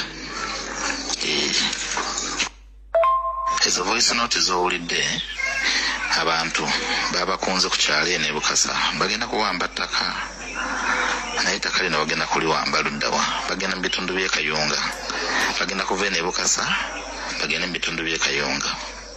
Wetwogerera ettaka lya Ssaabasajja Kabaka erisenga eriri wano mu Wakiso e Kyaddondo mu Kira Town Council lyonna lyawambibwa dda. Abasajja batamanya ngamba baaliwamba dda nga bakozesa abasajja n'abakazi Abanyarwanda kw'ossa n'abafumbira. Kati ekintu kino kyajja kitya mu myaka gy'edde ne Wakiso ne Bukasa abantu abaaliwo bonna abaali basinga baali bakazi n'abasajja Bannayuganda bannakabala nga lino ettaka lino balirimamu bulimizi mmere ng'ate basimbamu ne kalitunsi. Kati bwe bajja emyaka gyali gyewolongula nga gigenda mu maaso baddira abantu bonna baali balimirako emmere ne baleeta abantu bwe baali batamanyi abafumbira n'abanyarwanda ne bajja ne bawamba ekitundu kino ne bawamba amataka g'abantu ne bawamba ennimiro z'abantu bano ebukasa naye ebiseera ebyo waliwo ssentebe baali bamuyita ssentebe w'ebukasa baali bamuyita omwami muzeyi Bakabulindi kati Bakabulindi bamusikiza ne bamuteekako omugundi omupya ssentebe omupya gwe bayita John Kaddu ono nbuusabuusa nti musajja muganda alabika naye musajja wakavano ssentebe w'ebukasa kati abantu bajja ne bawamba ettaka ly'ebukasa lino lyonna abanyarwanda ne basengawo ne basiisiira naye ng'edda ettaka abantu baali balimirako emmere n'okukolerako emirimu emirala kati ekisinga okwewuunyisa ekitundu kino kyonna ekyekiira wano ebukasa eno yonna gye bali mu kuwamba amataka abantu abali mu kintu kino mwe muli omukulu gwe bayita General Katumba Amala ensonga zinazimanyiiko oba akolera bakama be ba muhoozi bakama be kubanga era mpulira bagamba nti muhoozi balayika be bamutuma ate n'ettaka ligendera ddala mpaka ku Bizingeri ku nnyanja Nalubaale gye bayita ku Sabbaawa okwetoolola mpaka eri ng'agenda sayidi za Portbelo ebizinga bino biyunga ebitundu bya Kyaddondo ne Wakiso kw'otadde ne ku Semayanja Nalubaale okugenda mu bitundu by'eyo Mukono ate munange ettaka lya Ssaabasajja Kabaka bwe batyo bali mu kuliwamba mu mpolampola abantu bajja ne babalimbalimba abatuuze b'okukyalo ne babadyekaddyeka nti bagenda bawa ettaka ery'obwereere era nabo ne basugumbiza naye nga zino ddiiro zonna zikolebwa abasajja bano bonna Kaddu ne gurupu ye akwotadde n'ensonga zino kuba nti Katumba Amala azimanyi bulungi nnyo ne Ssemujju Nganda n'ababaka abakiikirira Wakiso bonna bazimanyi teri atazimanyi era ettaka lya Wakiso bwe twogerera essaawa zino ddabika linaatera okuggwawo kubanga ebitundu byonna ebisinga byonna mu Wakiso kati Abanayuganda tulimu babale abasajja n'abakazi n'abakazi abasinga bonna Banyarwanda kati bagenda kuva eno bagende sayidi zeeyo mu bitundu bya Mukono Kayunga abamafia gye babalukidde eddiiro munanga abantu abasinga baali bakolera ku ttaka lino ng'abasinga kwe balimira kwe bakola emirimu egy'enjawulo kwe bakubira bulooka kwe basima omusenyu naye kati emirimu gyataataagana abantu abasinga babagoba baleetamu n'abasirikale ne bagoba abantu ne bagenda ettaka ne balyamuka naye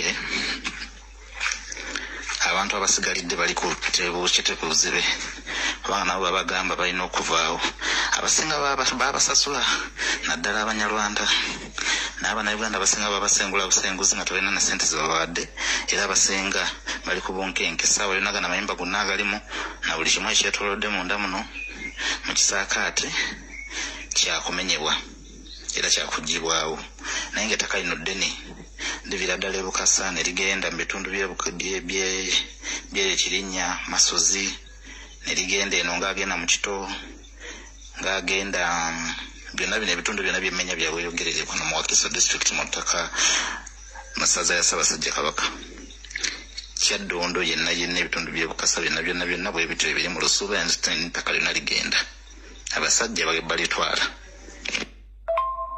oyo Ssemujju Nganda amaka ge gali mu Bukasa muno mwennyini ssentebe oyo waali gali awo ku Ssemujju ku luguudo oluva ebukasa lugende Namataba Kirinnya bweyogerere Ssemujju omubaka w'ekitundu tasobola kwogerako battaka ekigenda mu maaso kakubeere kusengula abantu ku bitundu taliyogerako kubanga emiviro gyonna giri mu municipality y'Ekiira ne Wakiso abantu bagobebwa ebukasa ne babamenya amayumba gaabwe ettaka ne balibba nga bakimanyi bulungi nnyo nga tayinza kwogera settlement kyekimu kye bakoze ekireka ebyo ebitundu byonna Ssemujju yabikiikirira n'ebitundu ebirala bino ebyagondi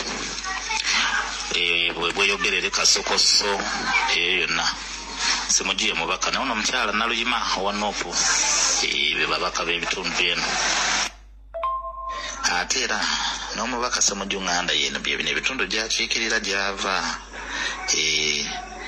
Kati baminisita ba Museveni n'abantu abakungu bonna abasinga bajja mu kubukuukuli mu nkukutu ne bajja ne bakola ki ne bakola entuula ne tabamiruka mu kyama n'abatuuze n'Abanyarwanda abasinga mu kitundu kino ababalukira ddiiru butya bagenda okuwamba ettaka butya bagenda okudda kubanga abaali muno Abanyarwanda be baleeta muno bawamba ettaka ne bamane babalirira kati ettaka ne bakola ki ne baliddiza era bwe twogera ettaka lya Ssaabasajja Kabaka erisinga n'eri mu Bukasa lyonna lyonna baliko bakodde ekisaakaate n'ebikomera.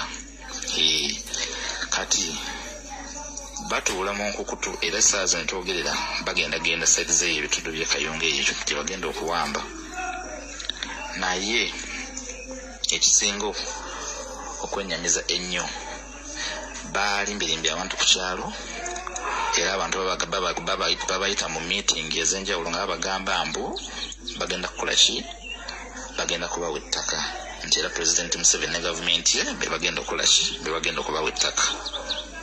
Kati nga bw'omanyi nti munnange Abannayuganda abasinga baagala ebyobwereere era abasinga bakoze eki babalimbirimbye ne babawuddisa era ne bakkiriza nti bagenda kukola ki bagenda kuyamba bano bamafiya okuwamba ettaka.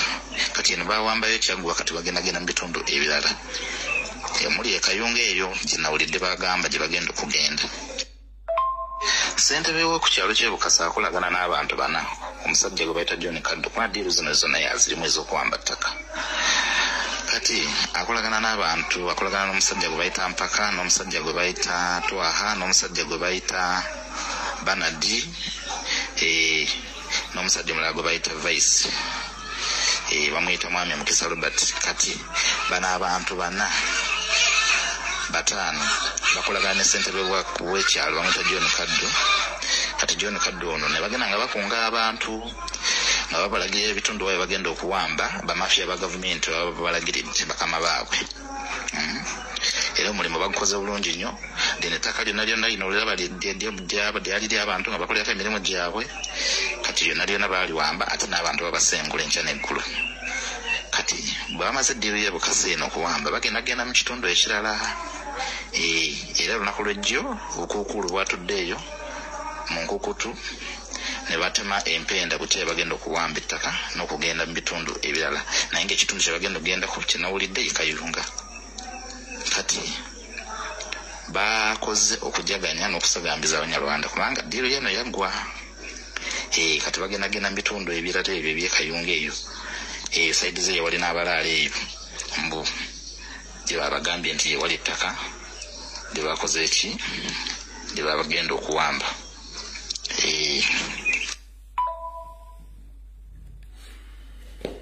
Akuddira mu luyimba taluwoomya kambalage ku meeting ate tugende ku kintu ekirala.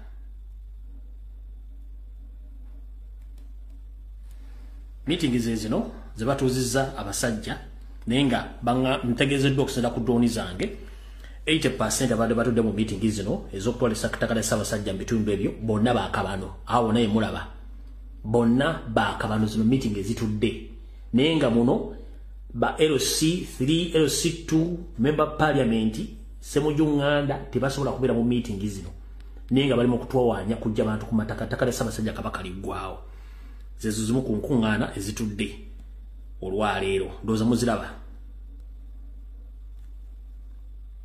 Bagoba abantu ku mataka naye teri wadde member parliament ali mu kitundu ekissemujjunganda avaayo okwogera ku nsonga zino. Kebere TV mu Uganda bamenya abantu mu constituency y'omusajja ono. Ssemujjunganda tannava wadde kola statement yadde n'emu eyogera ku nsonga ezikwata ku ttaka ly'e Kasokoso oba n'ebitundu ebirala byonna bibadde bamenya abantu ku ttaka eryo tannayogera. Bano bonna babamenye tekuli gwe basasudde ne Ssemujjunganda tasobola kukwegera. Ngabe mulaba ino ye Kasokoso bali mu kumenya mayumba g'abantu abantu tebalina gye badda. Ngabe mulaba ati uno omukyala ali mu kufumbira wabweru. Ngabe mulaba bamenya mayumba g'abantu paka eri.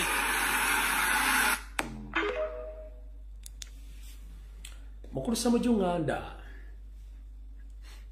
Akisinga okunkwasa ennako gwe omuntu gwe nali mmanyi on personal level ng'okyakola mu observe nga ne ssente zirinya bondo lumuto zirina ng'ojja ne mu meeting za Suubi zetwateranga okutuuza wano ku kizimbe ekiri opposite ne post office nga ne 31 ekiro kyakutuka engatto ya lubege nga n'amazzi gagula lutalo n'essawa zino tokyasobola kwogera ku nsonga ekwata ku bantu bali ku ttaka kubanga wagaggawala okujjako okunyumya emboozi ziri diversion nga gwe osimanyi oyogera ku Museveni naye nga indirect okimanyi nti abantu babasengula mu constituency nga tosobola kwogera lunaku kiro olukiikirira abantu bo koyinza okuba ekisaakaate ebisaakaate walizimba olina amafaamu taata olunaku lugenda kukyanga tuli mu yafeesi eyo olunaku lugenda kukyanga abantu abagobedde ku mataka bajja kulinnya kibwawo kisaakaate kyokwagala kujja kufuna mmere ennyumba bazibogoza bagenda sula bweru bano bayisembwa bajja kunoonya shelter bajja kunoonya balina okubaka era bajja kujja balumbe gwe n'abaana bo nina ekintu kimu kye neebuuza kuba baana ada musimu Katonda yakutondeka mu lubuto lwa nnyoko nojja nga tolina dda akasaatu wadde ka underwear wadde akabikka omulalo n'otuuka ku nsi bazadde bo ne bakkuza n'okuŋŋaanya ebintu bingi nnyo naye ng'olya essuwaani emu ey'emmere onywa ekikopo kimu ekyacaayi nga n'ekitanda ky'osulamu n'abantu abalala bakisulamu naye n'okuŋŋaanya ebigagga bingi nnyo naye ng'ogenda bireka ng'ozikidde nga kando nga tokyalina tagenda kubuuza biki byozze nabyo kubanga tobirina bagenda kukwambaza essuuti emu peya engatta emu bakuteeke mu kofi nye bakuziike ebintu byonna obireke tugumba baali bagenda kubigabana ekintu kino abaddugavu n'abagagga kibalimi okuteeka mu bwongo nti ekyobugagga ky'olina gwe mukwano gw'olina n'abantu n'obukumi bw'olina abantu n'ebintu ebitono by'olina mu bulamu so si bintu bingi kubanga singa abalina ebintu singa tebafa nkiddamu singa abalina ebyobugagga ebisinga obungi singa tebafa mukama byandige nti amwe mulina musigale ku nsi naye olunaku lwofa essaawa z'ofiiramu embwa zeefiiramu kapa zeefiiramu ente mwefiira omwavu mwafiira n'omugagga mwafiira era buli omu agenda lulwe ne kati ggwe abantu baakulonda bakiikire ku ddoboozi eddeneko ng'oli mu parliament naye bamenye constituency eno si lwaleero baatandikira Namboole nenzijja nenjogera ebintu bya Buganda birimu naye oli mu parliament ne weebuzaabuza n'oyogera oluzungu n'oddero n'olumbooli okobayita okwebuzaabuza ng'afuidde mu takisi oba mu bbaasi omanyi tewali muze mubi na muntu kwebuzaabuza ng'abantu abalina omuze ogukuumukira omukka mu bbaasi oba mu takisi ye kennyini yagufuuye n'atandika okwemagaza ng'akabwa akasibe ku ggaali banne bagenda okukomplaininga nti ani ayonoonya empewo nga ye yajudde edda nti yayonoonese n'ateka kati bano baba bateeredde embeera embi ey'omukka n'abatandika okwembagaza ani afuuye ne babulwa ani afuuye naye ng'ondo kennyini afuuye tasobola kwejjayo nti yafuuye kati se mujuŋŋanda weebuzaabuza ng'omufuuyi w'omu takisi oba omu bbaasi naye ng'ekituufu okimanyi nti gw'ofuuye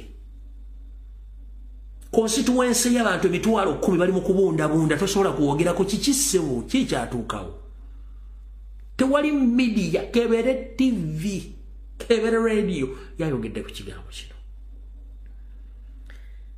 butya abantu bagenda okwesiga media za Uganda okusinga social media bulijjo nkibabuuza goloza lwaki ku social media bakuteeka ebivulu bakutega obwerere bw'abakazi bakutega entale zitaliiko magulu na mutwe balina ekifaananyi kye baagala okugattako ove ku nsonga z'eggwanga n'okulumirirwa abantu amaaso mugateeke ku bayimbi mugateeke ku bibooziwoozi ono yakyayo oli ono yakyayo ono simanyi ono yanywedde bw'ati ono alina emmotoka by the way nakino kankibagambe obugagga si bya bugagga nedda obugagga mutima na mpisa obugagga si motoka gulofa bikinno obugagga mpisa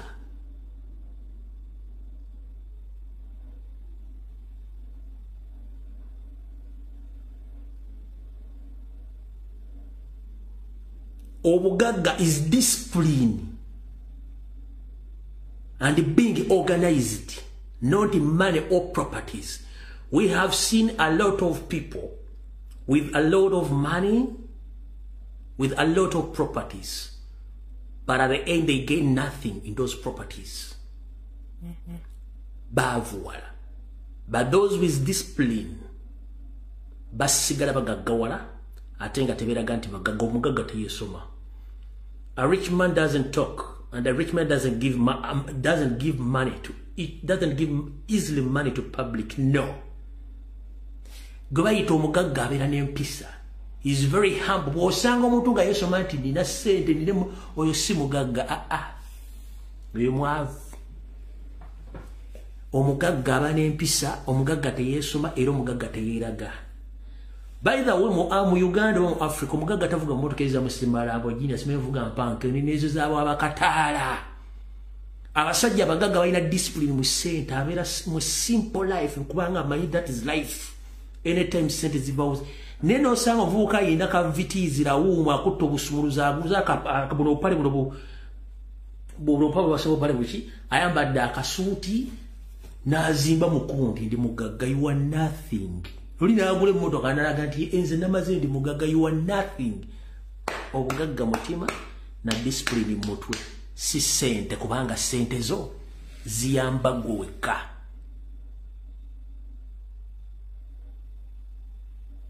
Ziyamba gweka. Waliwo omuntu afa mu community. Family nerumwa nezirika ne kubaako n'afa. Waliwo omuntu afa mu community n'afiiramu n'abantu abasigani nga bafudde they are shocked. Kubanga omuntu abadde part of their life. Oyo gwe tuyita omugagga. Asasula school fees z'abantu ku kyalo teyeeraga nti gundi musasulira school fees. Agulira abantu emmere ku kyalo teyeeraga nti gundi mugulira emmere. Okitegeera? Afuna abantu teyeeraga nti nfuna abantu emirimu. Oyo gwe tuyita omugagga. Ekizibu kigudde ku kyalo akimanejinze 50% ayogedde ati nze nakikoze. Newe osanga omuntu ng'agulidde omuntu airtime yotanyize namugulidde n'ekyemisana. Oyo gwensiba ntolako olwo si mugagga. Mwavu. Kati mbawa example kye bayita omuntu omugagga. Omuntu omugagga ye muntu community gwebesingako nga ne bw'aba afudde. Mu community musobola okuvaamu abantu abatisatu oba bataano ne bafa. Ne bafa. Aba ne basigala nga obulamu bwe bukomyawo. Nga gobaito chimenti kati likambo for example kankweka example. Muvumye Robert Kyagulanyi Ssentamu. But that gentleman ebintu byabikola under the carpet. Kivaayo ovinoma nti kintu kino yakikola. Example yasembyeyo. Mwala basikali wenga muloze nnuma asikali bamunyiza obulimaawa kumba omusajja one amusasulira tuition amuwa ne time ebintu bino bibiri byanjawulo nsobola okuwa school fees ne sikuwa time okuva ku mulimu gw'ogenda osome era singa teyagenze kulaba mwale bamutikkidde nakubeerawo nga mwana bwe yamusaba mwali batemutegeera nti ekyo yakikola. Abantu bangi abakoledde ebintu nga tabyogedde nerengera zino bana bayibi mu Kampala basereba yoze namukolera kino kigundi nze namukolera kino agundi nze namukolera kino obwo si bugagga bwavu bwa mpisa era babayira baavu.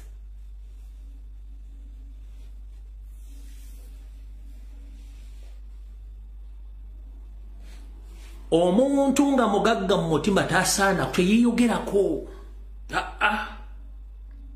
Mugagga teyeeyogerako teyeesoma ebeera discipline nabikolwa. Lw'olisanga omuntu nga je kakweregenze namugulira nente gyayine wako yesimu gagga mwavu leka kakwerega agende mikwano yabagende musajja mulandi sajja mbulamu mutya yankolera ekintu bwe na kakwerege kyayogedde wawira asimwe oba Masaba Faustine wani kyakwogeddeko. That's the price you pay kulaga nti you are an example oba you are rich. No batoina bantu basobola kwogerera far distance from you bakwogerera, that means you are not rich. How many rich people abafudde committee neta fire yafuna okuzika ne batagenda kuzika? They don't care. Ninga babuyita mugagga. N'ogula oluziko kyalo, n'ogula ekyalo n'olukoleramu ekikomera, nawe wayita mugagga.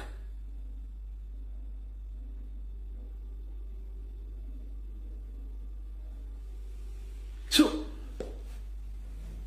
mu Uganda abagagga batono, wabula abasuubira nti balina ensimbi baavu. Gwogola banti alina ensimbi mwavu, si mugagga. Yensonga lwaki ba Bill Gates bani bakwata sente ne baziseka mu charity. Nti ne bwaba bafudde baga nti tufiridde omusajja. Nera abavuka bali ku TikTok akutta akasomolozo, simanyi na TV, simanyi na firiji, nazimbi akayumba lumu 2, simanyi na iPhone, simanyi 15 ya milioni. Kati bwe tuba tuze mu reality nga tuvudde wano Katonda akuyise mugenzi mu bajja kubuuza wayi mugagga gunti wafune sente wayambani nga teri muntu mugonga asobola kuga nti emboko zibagenda okukuba bankubeko 5 bikobizi wa muyamba.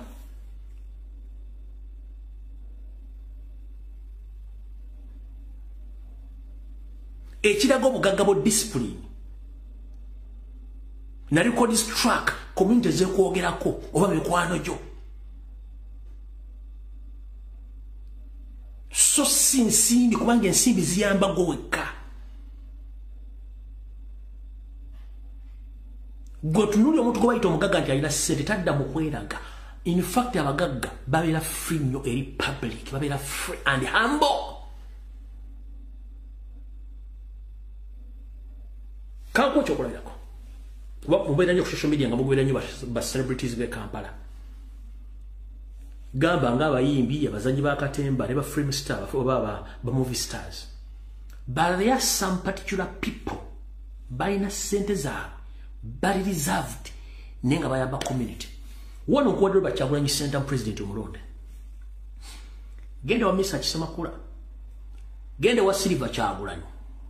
Nkuweka examples. Gende wa Silver Kyagulanyi.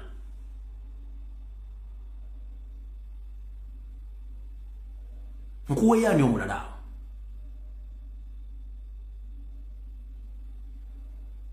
Nkuwe yani omulala.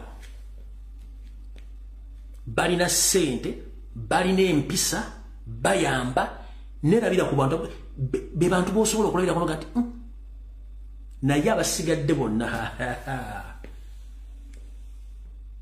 So, kino kibagamba semujunganda nze nkumanyi on a personal basis or on personal level.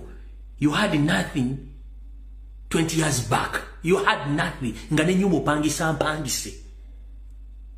People trusted you bakuwa bukulembeze. Almost 100,000 people whom you represent in the parliament, they have been chased away from their land.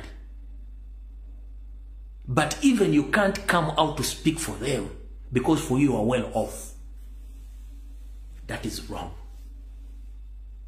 That is wrong.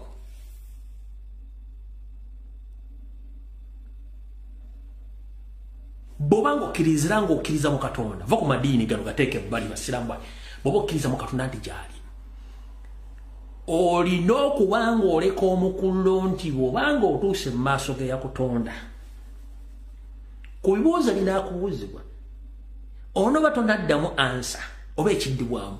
Ngeri y'omuntu akuli muganga ati Mukama Katonda wange omwami oyo yankolera ABCD musajja mulungi nnyo. Ekyo kakiba kikumala.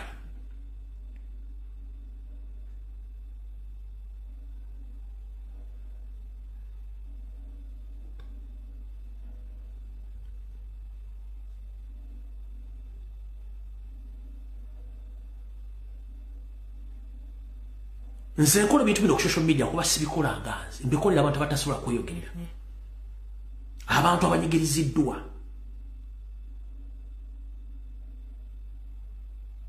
mu butonde Katonda bwe yali atutonda tetwenkana tuyinza okuba twekana mu myaka mu size mu ndabika naye nga nze nina ekisinga ku muntu oyo kye nina okukozesa ate okumujjuuliriza yafuuka enganzi oba mu representing mukiikire mu kintu kyatasobola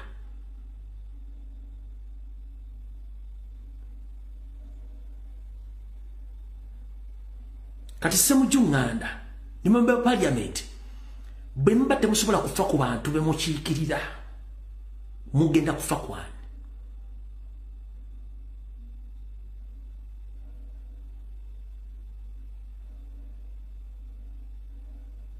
waliwo omuntu Katonda gwayita ne bagenda omuziika ensi n'ensi n'ekulumuka bagenda okumuziika naye waliwo namwandu oba omwana yenna ow'omugenzi eyali akutaka n'ababuuza mwenna mwasinkana mutya tatange oba maama wange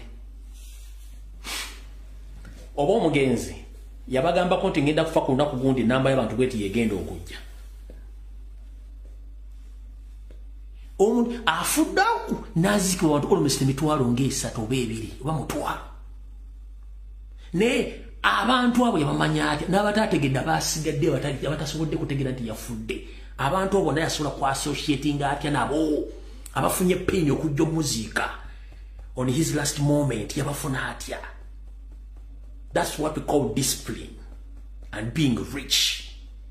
Waliwo omuntu ofa ku kyawo ne batamusuza. They don't care.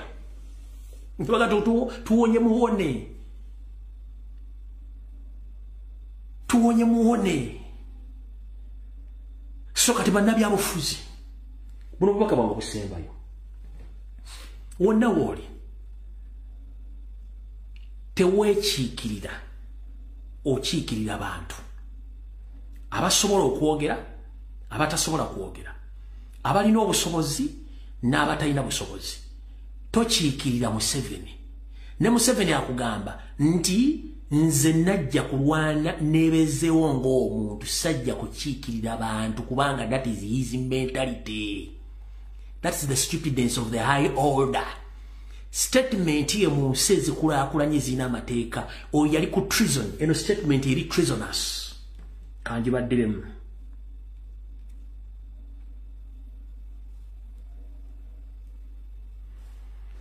Eno statement Museveni gyakola eri treasonous alina kubeera ku kalaba. Kanda obangifuna wano.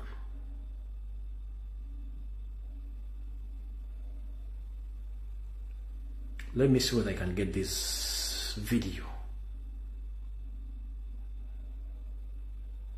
Yes, see. Eno statement eri treasonous. Mugenda kuli omuntu w'abantu Idi Amin Dada bwe yali akola statement video enezanya Museveni ezanya na Amin Dada mufune wakati w'omuntu ali blessed ali organized nga akolera abantu n'omuntu eyeyita omugagga era ategera intellectual nengo obwongo talina era takolera abantu.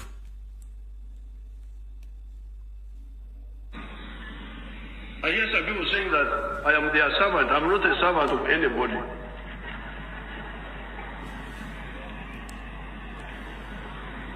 I am a freedom fighter. That's what I do. I don't do it because that I'm your servant. I'm not your servant.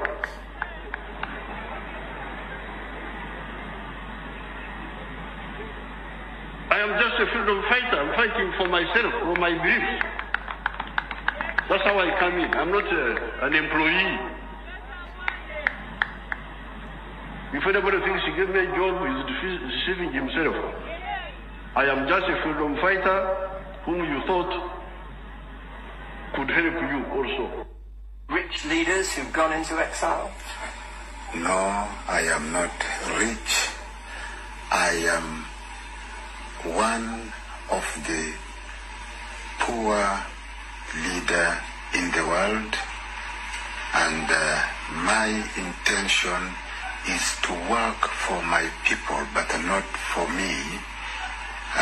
That is the reason why you know that if you check all all over the world, in Europe, in Asia, in Africa, in the United States of America, you will never find account belong to me because I work for the people of Uganda. I am a founder of the economic independence of Uganda. You wake up sometimes and feel, you know what, this is too much for me. This is too much. You don't feel appreciated enough. Well, it doesn't matter because I'm not working for. I'm working for myself. I'm not working for other people. I'm working for my grandchildren, for my children.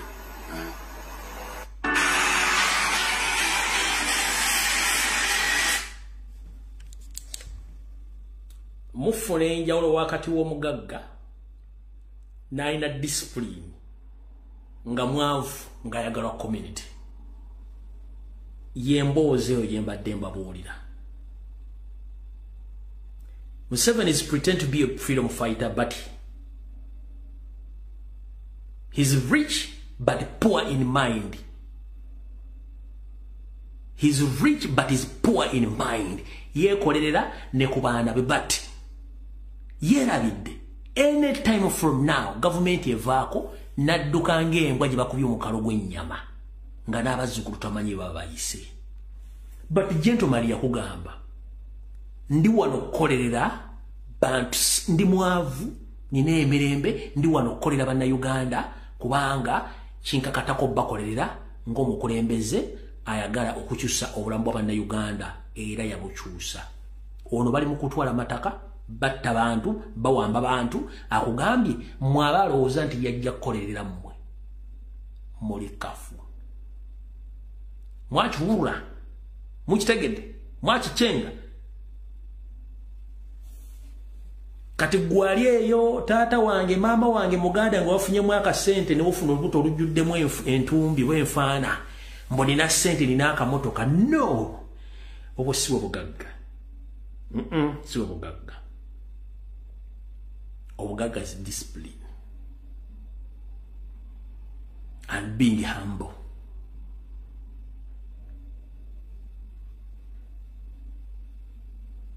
Kitegedde bulungi nnyo. Kyovula nti bw'osanga abagagga nga balina ssente bakola bikolwa teboogera ate bali humble. Ne gw'omanyira omuntu ti mwavu kwe kweyogerako nti alina ssente alina ebyobugagga. Nedda. Ebyobugagga birina kwogerera n'ensimbi zirina kwogera biki by'ozikozeemu so si gwe zoogerera. Kitegedde bulungi munnange. Kale nakulabako akatono abakyadde mukkiriza okugenda kwange vidiyo eno ewedde. Tujja kusinkana olunaku lwonna lwe naaba nsiimye kamala okwetegereza embeera nga bweri. Naye nga nsaasidde nnyo abantu b'e Kasokoso bweyogerera ekyekabbanda Kirinnya mpaka ku mwalo yonna gye bali mu kusenda n'okutwala amataka ne mwebereremu. Ekikulu kya byonna buli muntu yenna luno lw'onjala mu nnyindo naddwekola wekka. Ensi mugiraba batwalako amataka musirise naye ekiri atabala kye nasigadde waka. Mukama bankuumire.